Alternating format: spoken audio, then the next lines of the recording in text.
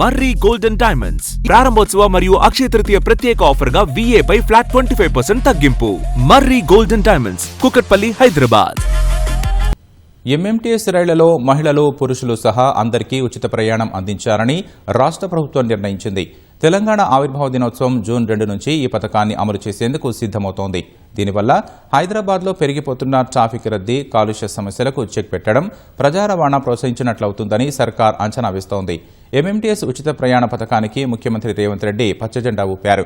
CS Ramakrishna Rao తదితరులు ఇటీవల దక్షిణ మధ్య రైల్వే GM శ్రీవాస్తవ్తో సమావేశమై చర్చించారు.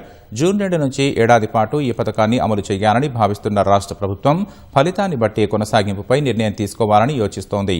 ప్రస్తుతం MMTS రైళ్ల ప్రయాణికుల సంఖ్య ఆధారంగా ఏడాదికి దక్షిణ మధ్య రైల్వేకు 10 కోట్ల ఆదాయం వస్తున్నట్లు అంచనా. ఉచిత ప్రయాణ పథకం అమల్లోకి వచ్చాక పెరిగే ప్రయాణికుల సంఖ్యతో నిమిత్తం లేకుండా ప్రస్తుత ఆదాయాన్ని తాము ఇస్తామని ప్రభుత్వం స్పష్టం చేసింది.